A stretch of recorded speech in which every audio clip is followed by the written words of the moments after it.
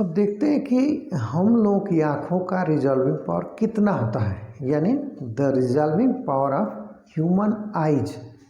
तो लिख सकते हैं the resolving power of eyes. इसमें आप देखेंगे कि ऑब्जेक्टिव टाइप पूछता है तो उसमें ऑप्शन दिए रहेंगे, तो उसमें लिखा रहेगा 100 माइक्रोन, माइक्रोमीटर या 0.1 mm भी लिखा रहेगा। तो इसमें कोई भी आता है तो आप कर सकते हैं, या कोई और यूनिट आती है तो कन्वर्जन से आप निकाल सकते हैं। बहुत ईजी होता है। Resolving power of human eyes is 100 micrometre या 0.1 mm, 0.1 मिलीमीटर। यानी ये जो गैप है, यानी ये दूरी है 1 mm, ये हम देख सकते हैं। समझने के लिए इसको हम इजीली देख सकते हैं, इसे ही रिजॉल्विंग पावर कहते हैं। यानी the human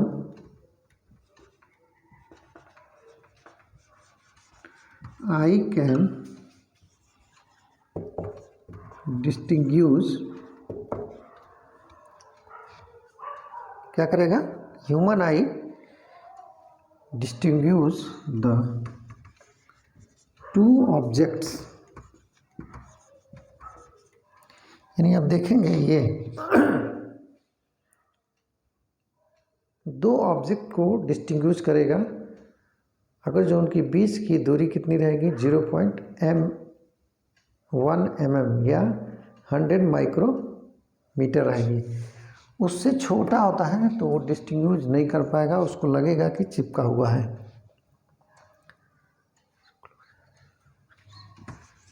as close as 0.1 mm, इससे छोटा होगा तो नहीं कर पाएगा, यानी डिस्टेंस अपार्ट कर देंगे। यानी इससे छोटी, यानी एक ऑब्जेक्ट ये है, एक ऑब्जेक्ट ये है, 0.1 mm है बीच में, तो हमको समझ में आ जाएगा कि दोनों अलग अलग हैं। अगर जो उससे कम हुआ तब आप डिस्टिंग्विश नहीं कर पाएंगे कि वो अलग अलग है, लगेगा कि दोनों एक ही है या चिपका हुआ है। अब एक क्वेश्चन इसमें और आता है कि हम मिनिमम, यानी आप पढ़ाई करते हैं, टेबल पर बैठ के करते होंगे, तो आप देखें कि मिनिमम कितने दूरी से आप देख सकते हैं। तो इसको भी नोट कर लेते हैं। ये एक हो गया, यानी इसमें एक क्वेश्चन बन गया। और मिनिमम डिस्टेंस जो हो गया,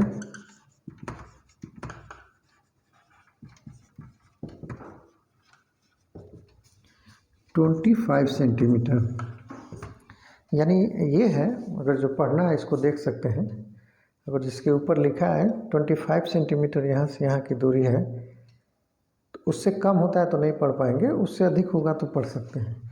यानी इसको ऐसे कर सकते हैं, यानी कि ये है, एक ये कोई ऑब्जेक्ट है तो इनकी बीच की दूरी 25 सेंटीमीटर है, तो आप इजीली पढ़ सकते हैं। उससे अधिक भी पढ़ सकते हैं, उससे कम रहेगा तो ये नहीं पढ़ सकते हैं।